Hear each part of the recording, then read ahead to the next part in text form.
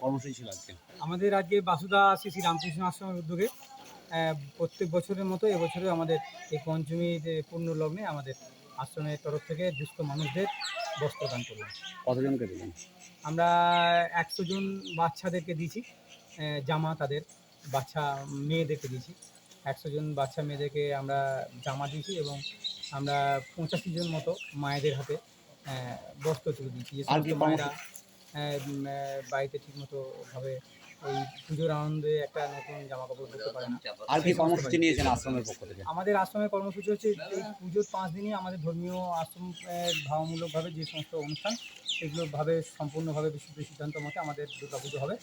এবং আমাদের বিশেষ যে অনুষ্ঠান আশ্রমের একটা যে আমাদের মানবিক উদ্যোগে যে আমাদের একটা বড় ভূমিকা থাকে প্রত্যেক বছর আমরা নিই, যেটা হচ্ছে আমাদের আশ্রমের রক্তদান একটা উৎসব।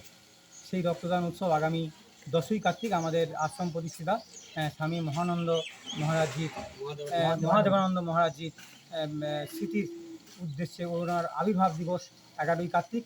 ওই দিনটাকে সামনে রেখে আমরা 10ই কার্তিক তার আগের দিন আমরা এই আশ্রম প্রাঙ্গণে আমাদের আশ্রমেরই উদ্যোগে আমরা একটা রক্তদান উৎসব করব, যেটা প্রত্যেক বছরের মতো এবছরও করব।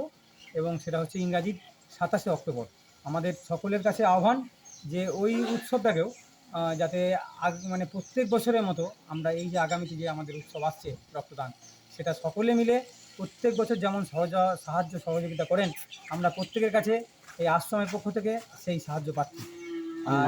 আর সারা বছর ধরে আমাদের ধারাবাহিক যে সমস্ত কর্মকাণ্ড আমাদের চলে, দাতব্য চিকিৎসালয় থেকে দুস্থ মানুষদের কম্বল বিতরণ, শীতকালে শীতবস্ত্র বিতরণ আপনারা দেখতে পাচ্ছেন আমাদের যে সমস্ত এখানে আছে, সেই সমস্ত কিছু কিছু নিদর্শন আমরা সবটা দিতে পারিনি, কিছু কিছু নিদর্শন আছে। এবং আমার নাম বিধান ঘোষ, আমি এই আশ্রমের সম্পাদক।